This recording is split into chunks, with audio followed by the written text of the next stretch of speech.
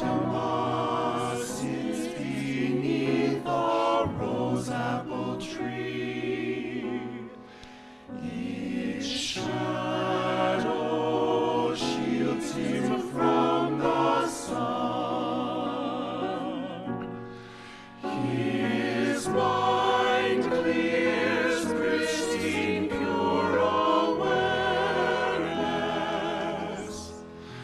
His heart is rich with loving kindness. The bliss of peace is his reward.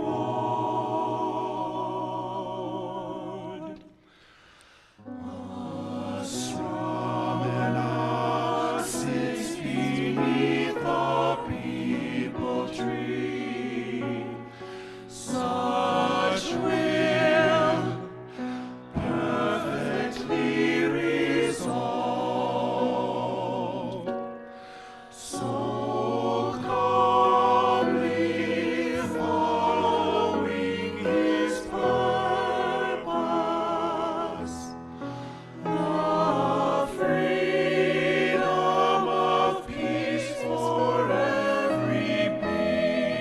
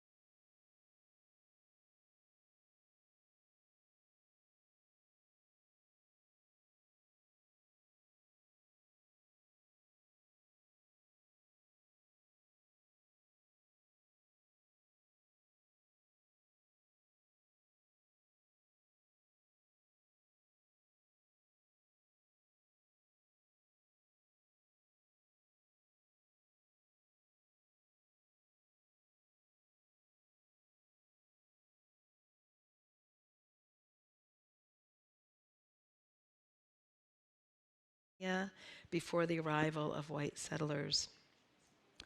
We commit ourselves in this congregation to being a center for spiritual exploration and justice making, and to anti-racism and anti-oppression work within our hearts, within this congregation, and also beyond our congregation. If you are new here, we're really glad you found us, and hope that in this community, whether you're in person today or virtually, you can feel the warmth and the love and the commitment to justice that we share. Please come back a few times to really get to know us. And we have many opportunities during the week for connection in small groups for spiritual growth. Those on Zoom, there'll be links going in the chat to help you get connected. And those in the room can stop by the welcome table after the service and find out all the things we do. Or there's also a QR code in the back of your hymnal if you'd like to check us out that way. Everyone on Zoom, you're welcome to stay and chat after the service for Zoom coffee hour, and those in the sanctuary are welcome to come into the fellowship hall.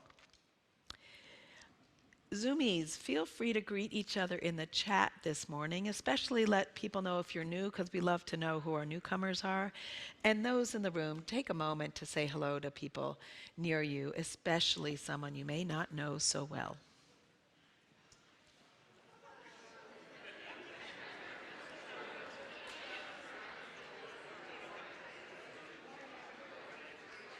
Oh, there's Michaela.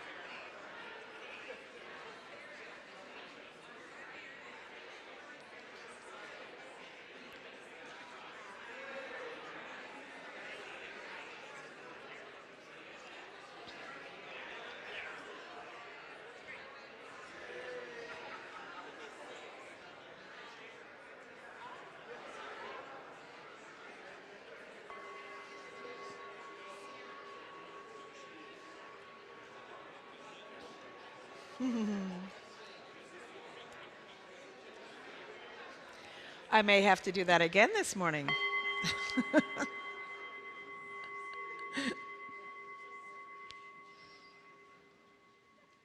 It's so beautiful for me to hear the buzz of connecting happening. Absolutely gorgeous.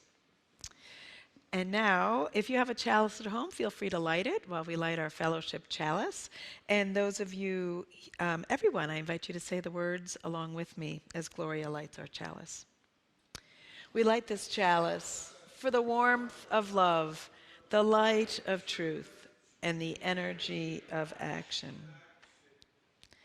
And now I'll sing our bowl again, inviting it to draw you deeper into the present moment and into this, our beloved community. I invite you to follow the sound of the bowl until you cannot hear it anymore, and then we will enjoy a minute or so of silence together.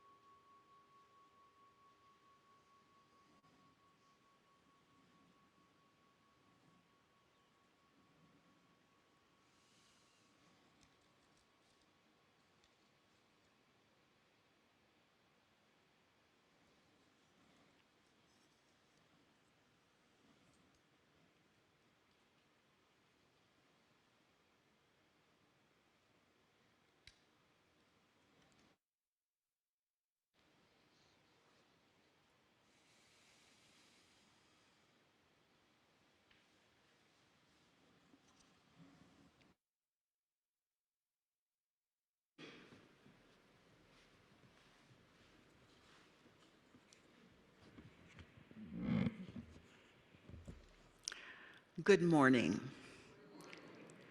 I'm Gloria Pearlstein, and I use she, her pronouns. Our opening words today are by poet Mary Oliver.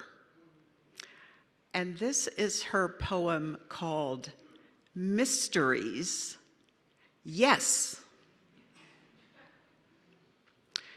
Truly, we live with mysteries too marvelous to be understood. How grass can be nourishing in the mouths of lambs. How rivers and stones are forever in allegiance with gravity, while we ourselves dream of rising.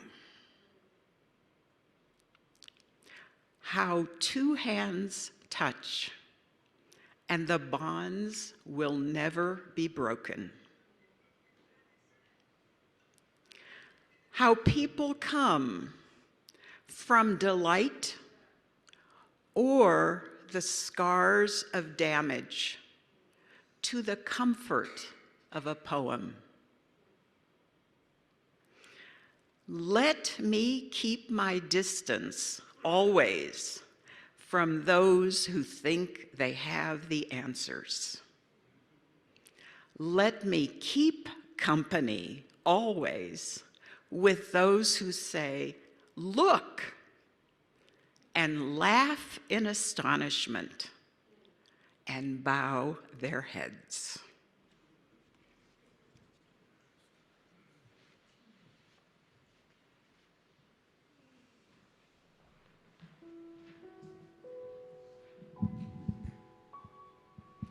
Good morning. We have a chance to sing together this morning, but the hymn is not in your hymnal.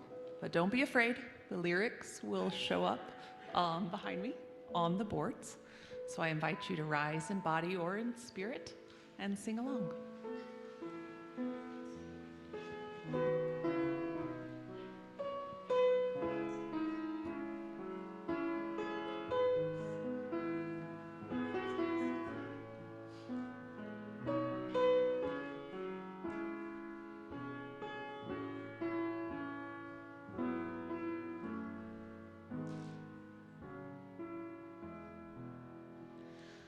Come and find the quiet center in the crowded life we lead.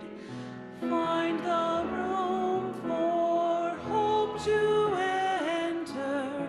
Find the frame where we are freed. Clear the chaos and the clutter. Clear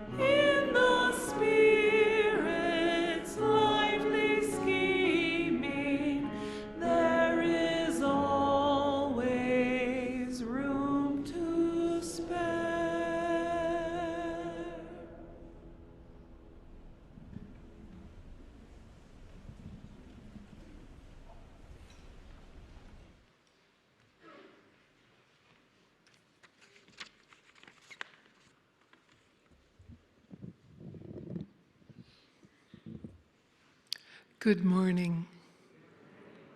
It's a great pleasure to be with you here today on what has come to be known as Bodhi Day. It is a day that is celebrated in every Buddhist tradition, but at different times of the year. Not every Buddhist tradition agrees on the day to celebrate this. In East Asian Buddhism, in Japan especially, this is the day, or I should say, Friday was the day. The 8th of December is Bodhi Day. In Southeast Asia, Bodhi Day is celebrated in the full moon in the month of May. In Tibetan Buddhism, it is celebrated for a whole month of June, and 1 week in particular is considered very special. The Tibetans always do everything much bigger. And so why do we as Buddhists celebrate the Buddha's enlightenment? It is really the centerpiece of Buddhism. The life of the Buddha animates what that discovery was, but it is still shrouded in mystery. And there is a sense in each Buddhist tradition, you cannot put into exact words what the Buddha experienced. But it is something that is not unique to the Buddha. What he discovered there, he realized, applies to every being. All of us can make this kind of discovery. And so for Buddhists in every country, in every Buddhist culture, the celebration of the Buddha's enlightenment is foundational. This is something we honor and we recognize as an invitation to our own personal journey to discover this. The legends of the Buddha's life say that he was born a prince and he led a very privileged life, shielded from all suffering. He lived with every desire met by the people around him. His parents did not want him to be thinking gloomy thoughts and heading off on some kind of spiritual journey. They needed him to succeed his father as king. But there are a series of legends about this. He encountered personally, for the very first time, old age, sickness, and death. And he learned this is something that applied to everyone, and it applied to him. And this was shocking to him. The Buddha did not pursue his spiritual path out of some desire to withdraw from the world, but to understand the deepest concerns of all human life: old age, sickness, and death. Of course, I had knee surgery. I can relate to this with my cane right now. We all have our way of waking up to old age, sickness, and death. And the Buddha wanted to understand, why do we grow old? Why do we have sickness? And why do we die? And he left his kingdom, left his parents, his family, went off on a spiritual search with a burning question. Buddhism is at the heart of Buddhism is inquiry, trying to find out the truth of things. When he set out on his spiritual search, he studied with many teachers. He practiced many spiritual practices, many extreme spiritual practices, and none of them could address this question. And so he, in the depths of his life, he understood this is not something someone else was going to tell him, that he had to go on a journey of inquiry himself. And he found a beautiful tree along the banks of a river. He sat under that tree and he vowed not to get up until he understood, could answer these particular questions. And he sat there. And this is where this practice of sitting meditation in Buddhism came from. The Buddha sitting down in good posture and contemplating deeply the true nature of human existence. Again, his discoveries, there are many scriptures that point to them, but none of them can capture them completely. They say as he sat round the clock through the day and through the night, he realized gradually the pattern of human life, how cause and effect work, how phenomena work, how impermanence works in our lives, that impermanence is one of the foundational truths of our lives, and that there's no solid, permanent self to grab onto, and that suffering is part of human life, but our resistance to suffering makes it worse, and that suffering can be experienced with a kind of openness and appreciation of spiritual depth that comes from that. So as he sat under that tree, it was a challenging time, and he eventually came to understand his own life and his previous lives, because he came from a culture where previous lives were there.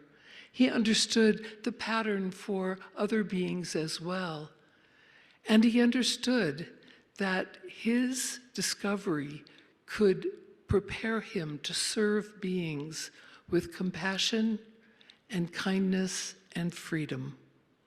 So the core of the Buddha's enlightenment was a discovery of a kind of silent illumination, wordless illumination that came from the depths of who he was, and yet he did not own it. It's common to every being, a fundamentally awake and clear quality that every being has at the heart of their experience. And this is called Bodhi. The word Bodhi means awake. And it means when you turn on a light switch and it goes from darkness to light, Bodhi is awake. So he began to realize, you could say that he realized from the words of Mary Oliver that Gloria read, how grass can be nourishing in the mouths of lambs, how rivers and stones are forever in allegiance with gravity while we ourselves dream of rising, how two hands touch and the bonds will never be broken. And as he came to understand this, he found that we aren't our thoughts, but our light shines through our thoughts.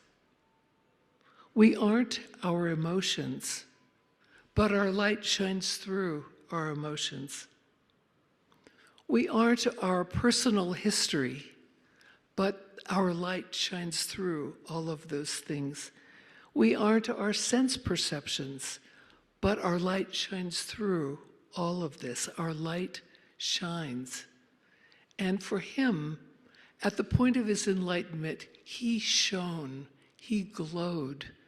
And this was something that communicated itself to others who encountered him.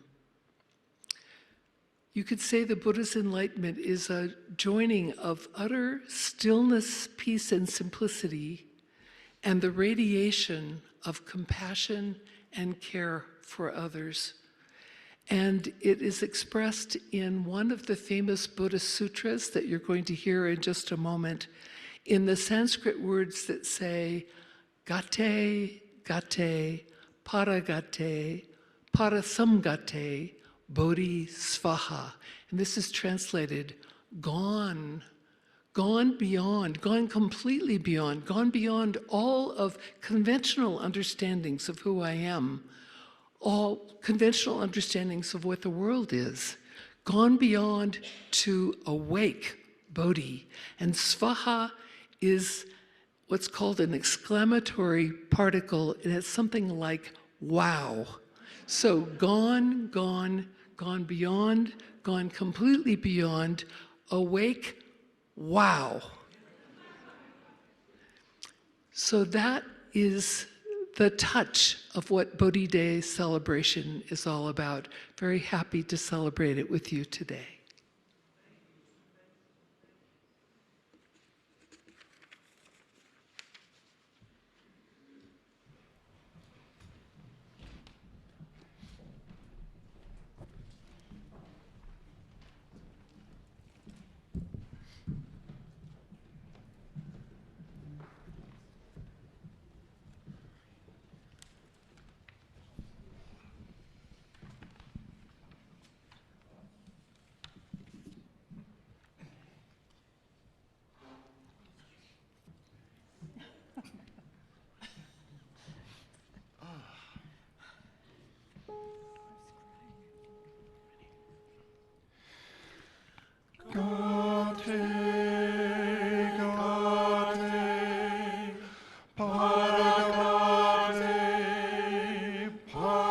samgate, bodhisvaha.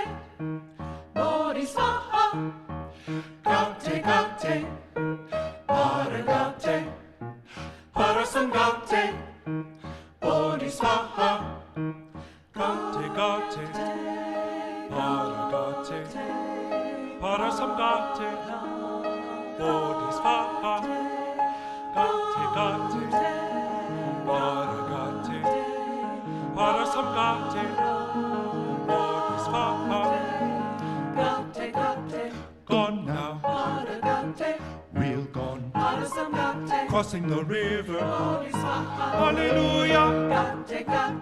Gone now, real gone, crossing the river, hallelujah. Yonder, yonder, Everybody, cross the river. everybody Everyone gone, gone now. everyone, Hallelujah. hallelujah. Yonder, yonder, Everybody, cross the river. everybody gone, everyone, Hallelujah. hallelujah. Gate, gate, paragate, parasamgate, bodhisattva.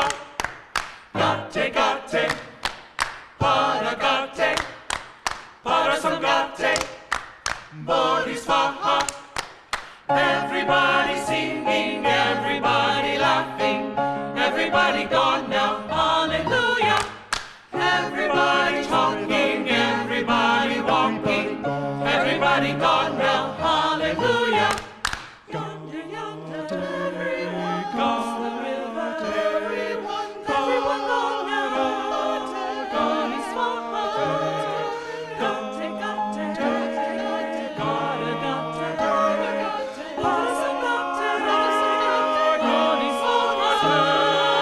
Everybody singing, everybody laughing, everybody gone now, hallelujah. Everybody talking, everybody walking, everybody gone now, hallelujah. No more tears, no more suffering, no more fears, as we cross into the light. Gate, gate, parasamgate, bodhisattva. Gate, gate, parasamgate, bodhisattva. Yonder, yonder, cross the river, everyone gone now, hallelujah. Gate, gate, paragate, parasamgate, bodhisattva. Gate, gate, paragate, parasamgate, bodhisattva. Everybody singing, everybody laughing, everybody gone now, hallelujah. Everybody talking, everybody walking, everybody gone now, hallelujah. Hallelujah. Gate, gate, paragate,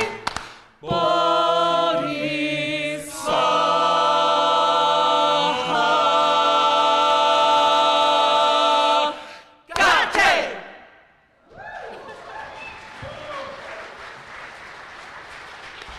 Good job.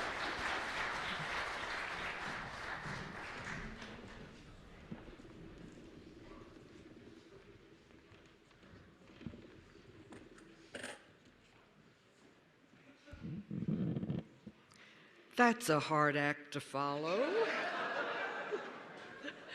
Good morning. I am Wendy Highsmith, our congregation's liaison with the Unitarian Universalist Service Committee, known as UUSC, or the Service Committee. Today's full plate offering is for guests at your table, the annual offering we take for the work of the Service Committee. If you were here for the bread service on November 19th, you remember we talked about the colorful little guest at your table boxes, what they represent, and their far-reaching impact. Just a word about the Service Committee.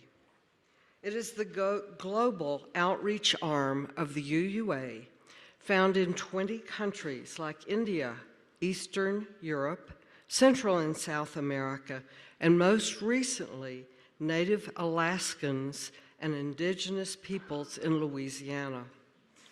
UUSC partners with 50 existing organizations in those countries, bringing hope and humanitarian aid to people around the world whose access is severely limited due to climate change, conflicts, or extreme poverty.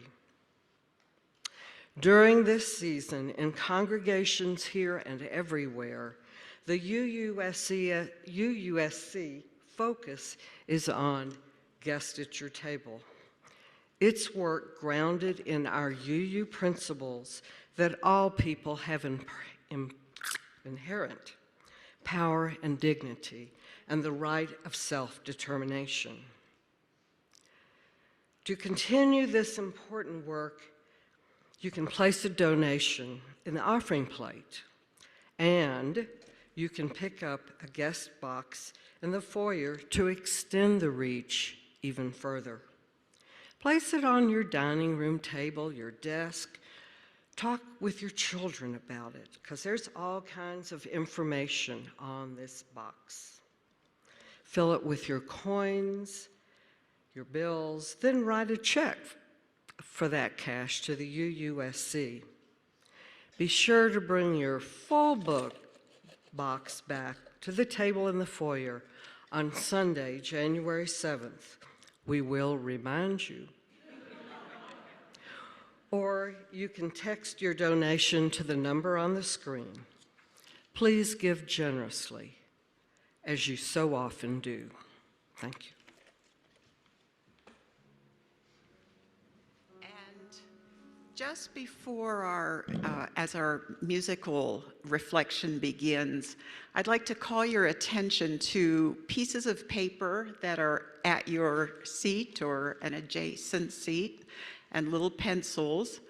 And we invite you to write on those the end of the sentence that begins, that you'll see on the slide. Sitting here now, I experience the mystery of whatever comes to you. This, you won't be asked to share these. This is just for you as a reminder. And if you're on Zoom, feel free to write your sentence on a piece of paper, or if you prefer, on the, into the chat. Thank you.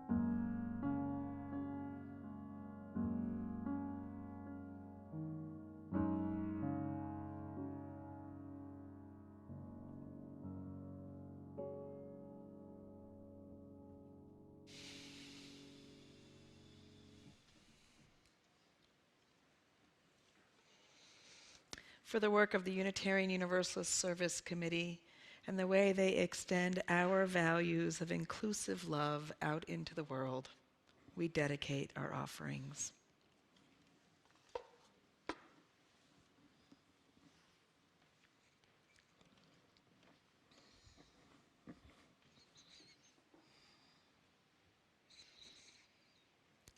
I now invite us into our time of community connection, our time of sacred sharing.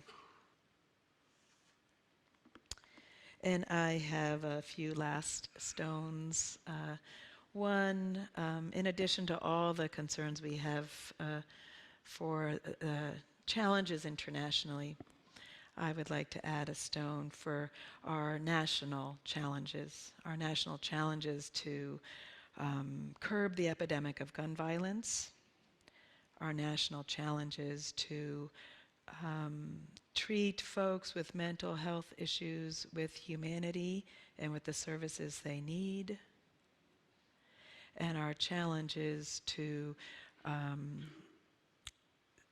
stem the upsurge in hate crimes that are happening in this country and in this state. And one last stone for all those joys and concerns that remain in the silent sanctuary of our hearts, knowing that even in our silence, we are bound together in the web of life.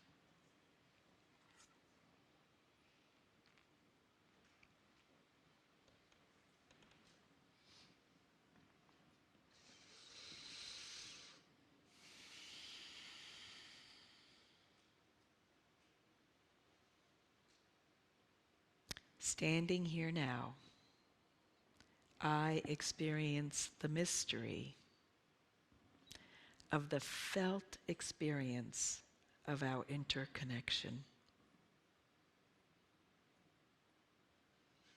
There is nothing more beautiful than that understanding of the profound interconnection that we have with all of creation.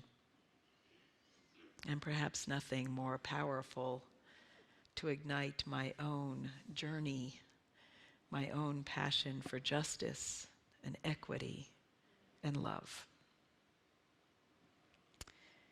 This morning, I do a little morning reading, and part of my reading this morning contained these words from the Hopi elders in Arizona. They're from June of 2000. Banish the word struggle from your attitude and your vocabulary. All that we do now must be done in a sacred manner and in celebration. I invite us into a time of a meditative reflection upon those words.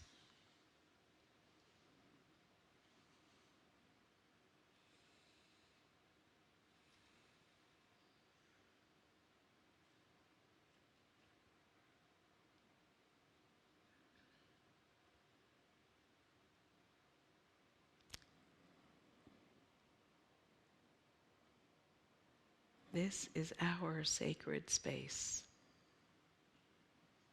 The space that people gather week after week to touch into what is most important in their own lives, to find solace and challenge so that we may go forth and bring the love we know exists into a broken world.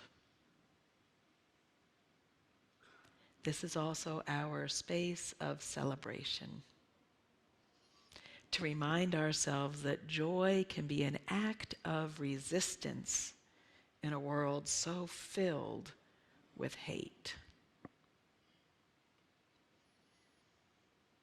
This is our place where those of us who have more to give offer ourselves, and those of us who come too broken to do anything but crawl into this space may find solace here.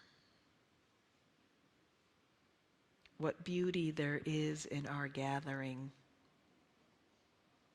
What a mystery that this group of people can create so much joy and love in the world.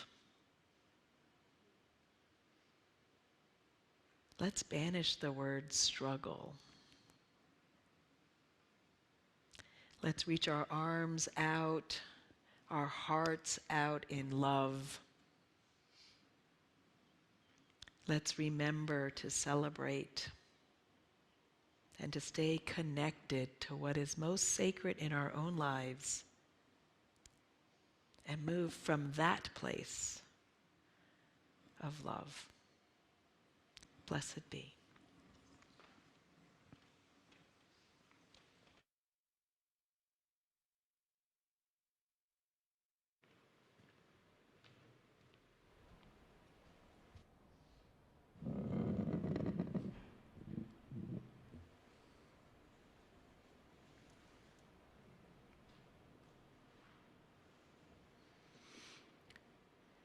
In the fullness of this beautiful service, we're holding a lot. We're resounding and responding to a lot. And in honor of the Buddha's enlightenment and our own enlightened nature, we're going to spend a little time just settling into silence in a brief meditation. One of the things the Buddha discovered is that our minds clear when we straighten our spines. For him, posture mattered. And so, as you're sitting, you actually have fantastic chairs for chair meditation. I was testing them out, thinking you guys have got it nailed. You've got good support in the lower back. But if you could make sure to straighten your spines and your feet on the floor.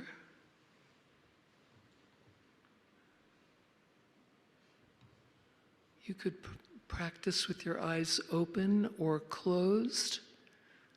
In my tradition, we practice with our eyes open and down turned. Soft gaze, a gentle gaze. Hands on our thighs or just lightly touching together on our laps.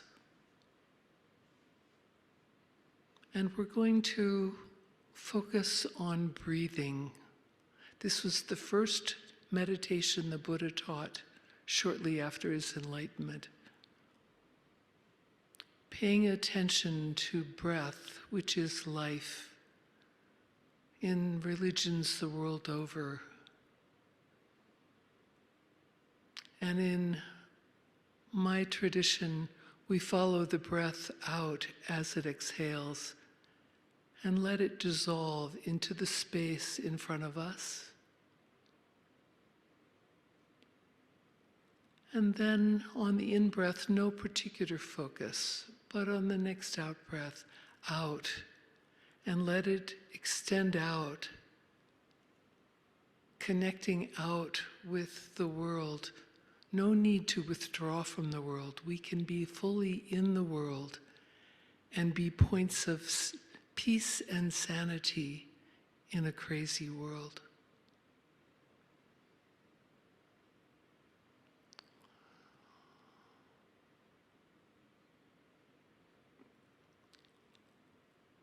When thoughts come up,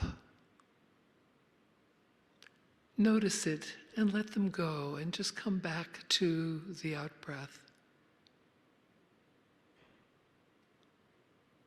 When discomfort in your body comes up, adjust slightly and come back to the breath and go out and dissolve. And just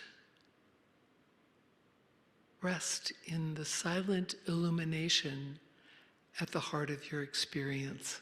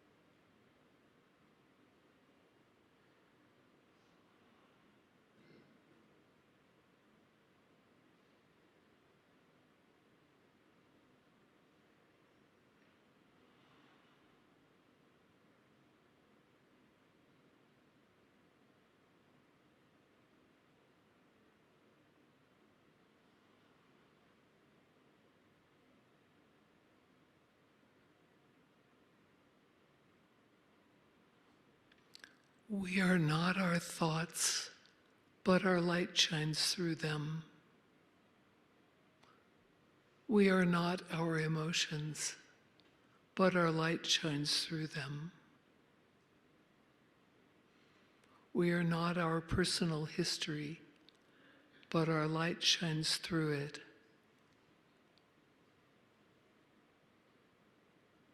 Rest in the light.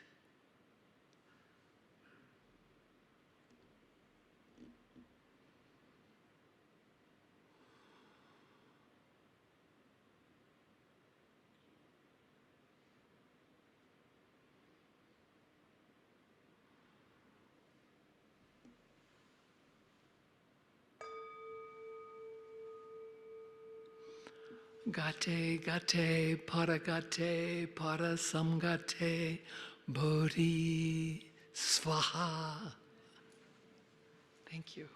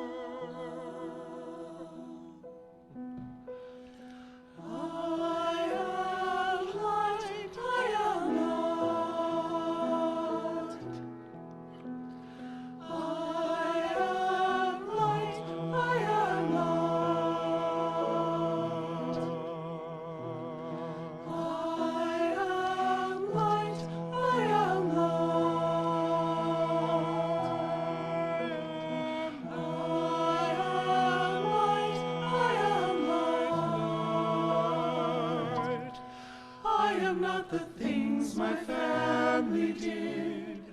I am not the voices in my head.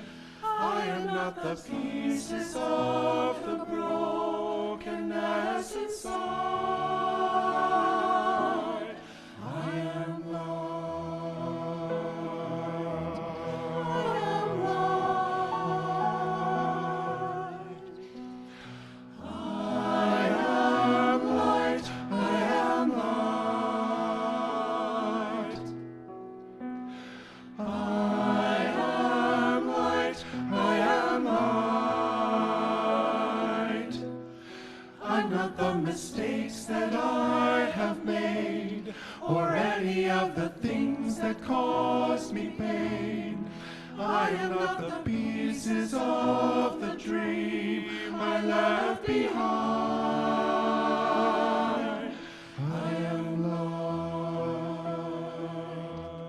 I am light. I am light.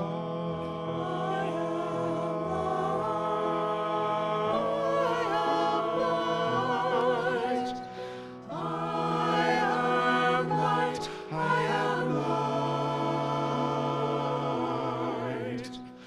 I am light. I am light. I am not the color of my eyes. I am not the skin on the outside. I am not my age. I am not my race. My soul inside is all light. All light. All light. All light. I am light.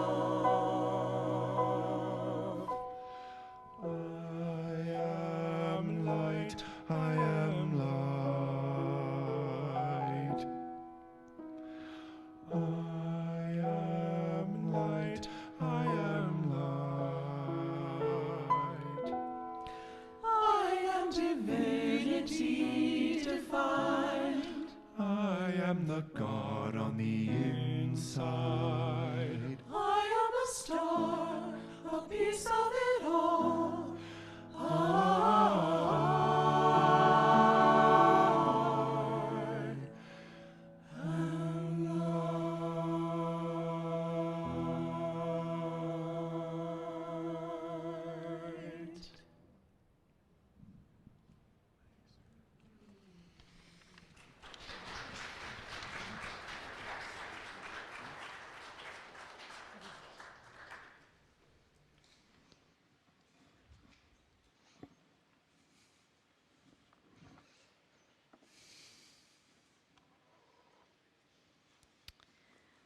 One of the ways that we keep our light flowing is through our announcements and keeping everybody connected.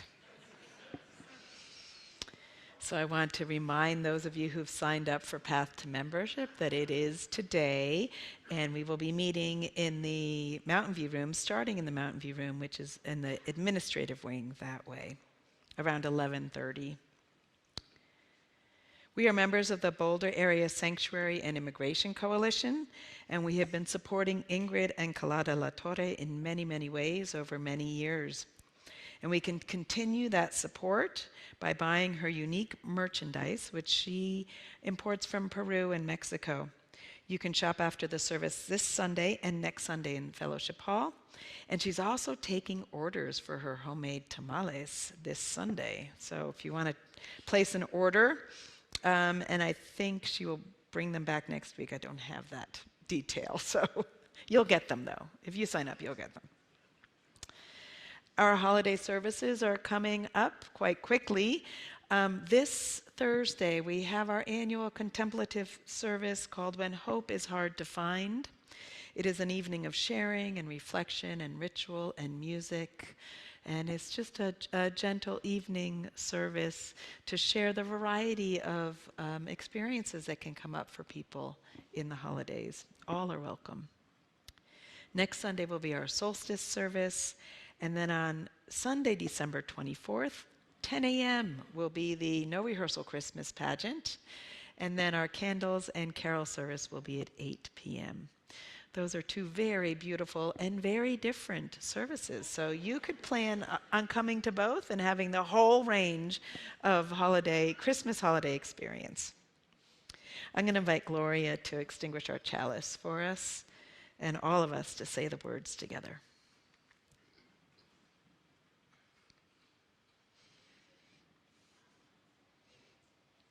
We extinguish this chalice, but not the warmth of love, the light of truth, or the energy of action. These we carry in our hearts until we meet again.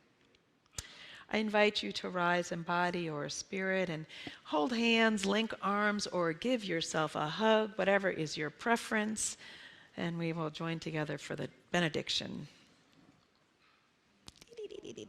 I don't know if we can do it. Can we? We can try. This creates kind of the inner circle thing, though, so someone reach your hand back, please. Thank you.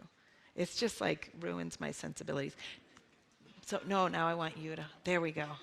Ooh, controlling today, isn't she? Goodness, where did that come from? Oh, beloveds. Here we are being human together once again.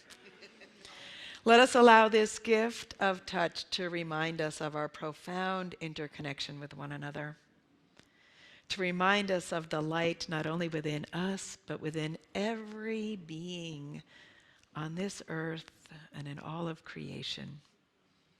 And let us go forth shining our light and looking and seeing and helping others also shine theirs.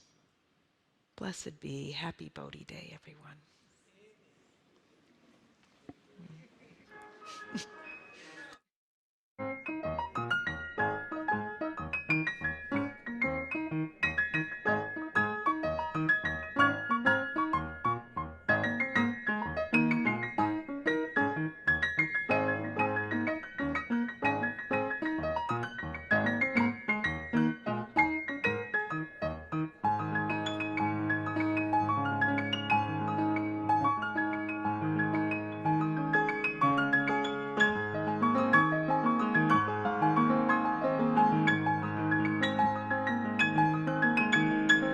Thank you.